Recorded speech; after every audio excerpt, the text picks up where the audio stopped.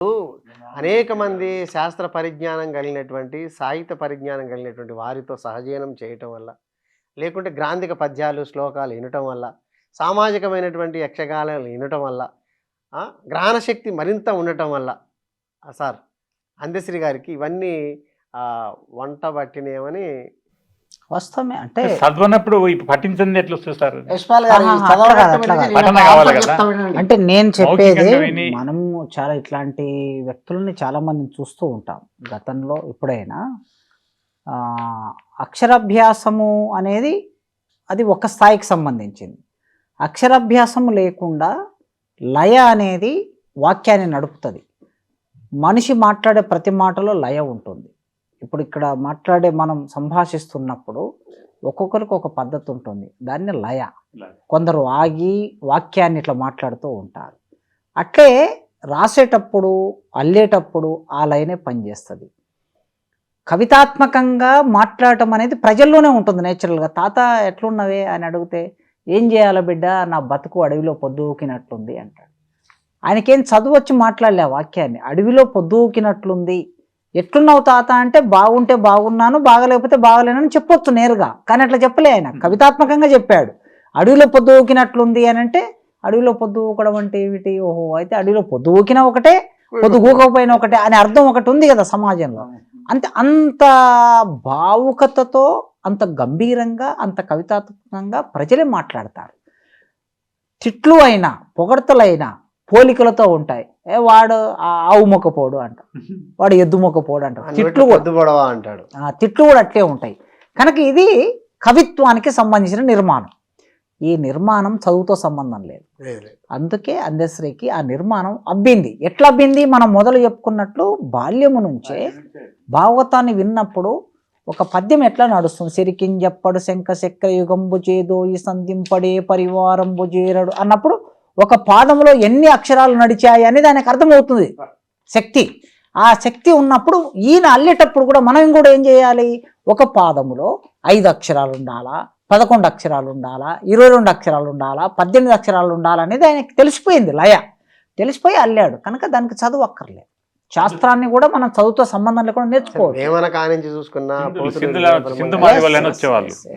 Exactly, బాగా గుర్తు చేశాడు సార్. ఇప్పుడు సార్ బాగా గుర్తు చేశాడు. ఇప్పుడు మనకి కింది కులాల్లో బైండ్లు ఉంటారు, సింధోళ్ళు ఉంటారు. ఒక్కొక్క కులానికి ఒక ఆశ్రిత కులం, పండిత కులం ఉంటుంది. వాళ్ళకి ఎవరికి చదువు రాదు. డక్కలోళ్ళు ఉంటారు, డక్కలి సింధు భాగవతం. తర్వాత బైండ్లోళ్ళు ఎల్లమ్మ కథ చెప్పాలన్నా, లేకపోతే తర్వాత గొల్ల కురుమలకి విషయానికి వచ్చినప్పుడు బీరప్పలు ఉంటారు. వీళ్ళు ఎవరికి అక్షరాభ్యాసం ఉండదు, అక్షరాలు రావు. కానీ అక్షరాలు రాకపోయినా పద్యాన్ని సాధికారికంగా నిర్మాణం చేసి పాడుతూ ఉంటారు. ఎట్లొచ్చిందంటే అది వాళ్ళ ఒకరి నుంచి ఒకరికి అలా తరతరాలుగా వచ్చింది వారసత్వంగా, అల్లిక వారసత్వం. ఈ అందశ్రీ గారికి కూడా అదే పద్ధతిలో వచ్చింది. వసంత కన్నా మన అంటరాని వసంతంలో చెప్పినట్టుగా అల్లిక మా నాన్న నేర్చుకుంటే మీరు కవిత్వాన్ని చేశారని చెప్పారు కదా. కళ్యాణ్ రావు గారు ఆధునిక నాటక మూలాలని ఒక పుస్తకం, చిన్న బుక్. దానికి ముందు మాట కన్నా ముందు ఒక పేజీలో ఉంటుంది, మా అయ్య అల్లిన దాన్ని వాని అయ్య రాసిండు, రాత రాజయ్య కూసున్నది, అల్లిక అంటరానిది అయ్యింది అని రాశాడు ఆయన. అట్లా ఆయన రాసినటువంటి అసలు వరకట్నం మీద కూడా, వరకట్నం మీద పాట రాసిండు. అసలు వరకట్నం మీద అసలు అందశ్రీ పాట ఉందా అని అంటే ఎవరికి తెలియదు. అసలు మీరు చెప్తుంటే అందశ్రీ గారి పాటలు దళిత సాహిత్యం మీద, మహిళల మీద, నీళ్ల మీద, కరువు మీద, అసలు ఏదో తెలంగాణకే పరిమితమైన కవి తెలంగాణ పాటలే రాస్తాడు. నిజంగా నాకు కూడా ఒక అపనమ్మకం ఉంటుండే. నిజంగా ఇంత వర్గస్పృహ లేకుండా మనిషి ఇంత గొప్ప మహాకవి మనకు నిలబడ్డాడు. నిజంగా వీళ్ళలాగా రాసి ఉంటే ఇంకెంత గొప్ప సాహిత్యం వస్తుండే నాకు కూడా అప్పుడప్పుడు అంతర్మదనం వస్తుండే. చెప్పిన తర్వాత ఆయన ఆశు కవి మన ప్రపంచ తెలుగు మహాసభల్లో కూడా పృచ్ఛకునిగా వెళ్ళి అందరిని మెప్పించిండు.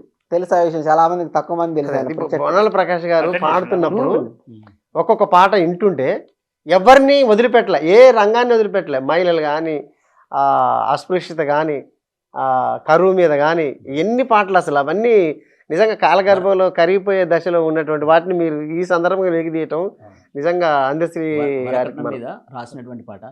కన్నీటి గదల చెల్లమ్మ దేని మీద? వరకట్నం మీద. ఓకే. అయితే ఎట్లొచ్చిందంటే ఇది కూడా చరిత్రనే, హైదరాబాద్ చరిత్ర. మనకు చార్మినార్ మీద అందరికి తెలిసినటువంటి విషయమే. 3 ఫ్లోర్ల పైకెక్కి కిందికి దిగేవాళ్ళం ఒకప్పుడు. అక్కడి కానీ నుంచి ఇప్పుడు మాత్రం పడిపోయింది లేదు. ఇప్పుడు అక్కడి వరకు వెళ్ళి చూసేటటువంటి పరిస్థితి ఒకప్పుడు ఉండే. తర్వాత వరకట్నం కోసమని ఒక ముగ్గురు అక్క చెల్లెళ్ళు ఉంటారు, ఒక తమ్ముడు ఉంటాడు. ఆ ముగ్గురు పెళ్లిళ్ళు చేయలేక తల్లిదండ్రులు చనిపోతే అన్న మీదనే ఆ భారం పడుతుంది. ఆ భారం పడ్డప్పుడు వాళ్ళు నలుగురు కలిసి కూల్ డ్రింక్లో విషం వేసుకొని తాగి ఆ పైనుంచి దూకి నలుగురు ఒక్కసారి చనిపోయారు. చనిపోయిన తర్వాత దాన్ని మూసేశారు. ఆ తర్వాత అప్పుడు రాసినటువంటి పాట, ఆ సందర్భంలో రాసినటువంటి పాట. కన్నీటి గదల చెల్లమ్మ జర్రమన్నించి నిద్దురలేవమ్మ, కన్నీటి గదల చెల్లమ్మ జర్రమన్నించి నిద్దురలేవమ్మ, మహిళ సంఘములో చేరి రేపటి భావితరాలకు బాటలు వేయా, రావమ్మా కదలి రావమ్మా చెల్లమ్మ రావమ్మా నిదురలేవమ్మా, తెల్లని మల్లియ లాంటి చెల్లెళ్ళు పున్నమి వెన్నెల లాంటి అక్కలు, తెల్లని మల్లియ లాంటి చెల్లెళ్ళు పున్నమి వెన్నెల లాంటి అక్కలు, దుష్టకామాంధుల చేతుల్లో జిక్కి కన్నీటి మంటల్లో కాలిపోతుండ్రు, మాన ప్రాణాలను కోల్పోయిందరు మతి చెలించి కనుమరుగవుతుండ్రు, కామాంధుల కను పొరలు జీల్చగా అపర కాలివై అడుగు ముందేసి, రావమ్మా కదలి రావమ్మా చెల్లమ్మ రావమ్మా నిదురలేవమ్మా,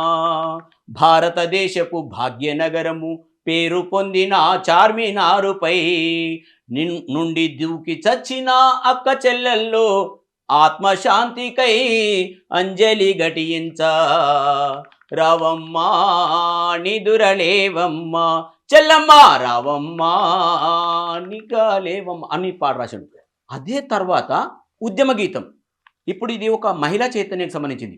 ఉద్యమ గీతము 1993లో సారా నిషేధం, 92-93 ఆ ప్రాంతంలో సారా నిషేధంకి సంబంధించింది. కోట్ల విజయభాస్కర్ రెడ్డి ముఖ్యమంత్రిగా ఉన్నప్పుడు సారాను అప్పుడు సారా తాగి చాలామంది చనిపోతుంటే సారా వద్దని దాన్నే రూపు మార్చి ఒక రంగు వేసేసి చీఫ్ లిక్కర్ అని పేరు పెట్టారు.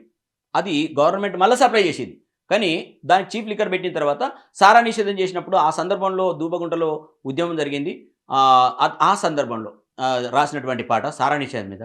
ఊరూర హోరులెత్తే ఓలమ్మ సారా పోరు, సుక్కల్లే నేల రాల చూపించారండి జోరు, ఊరూర హోరులెత్తే ఓలమ్మ సారా పోరు, సుక్కల్లే నేల రాల చూపించారండి జోరు, కాలే కడుపుల నీ నాహదం ఇది కన్నీటి జీవన వేదం, కాలే కడుపుల నీ నాహదం ఇది కన్నీటి జీవన వేదం, నెల్లూరు జిల్లాలోన మారుమూల పల్లెలోన, నెల్లూరు జిల్లాలోన మారుమూల పల్లెలోన చినుకోలే రాలినాది చిచ్చల్లే పేలినాది, చినుకోలే రాలినాది చిచ్చల్లే పేలినాది, సమర శంకాల నూది సారా దొరలానే బాది, సర్కారు సారా నాపమంటూ ఈ సంఘాన్ని నిద్రలేపుకుంటూ, సర్కారు సారా నాపమంటూ ఈ సంఘాన్ని నిద్రలేపుకుంటూ, పచ్చని కాపురాల్లో చిచ్చు పెట్టింది సారా, పండంటి బతుకులెన్నో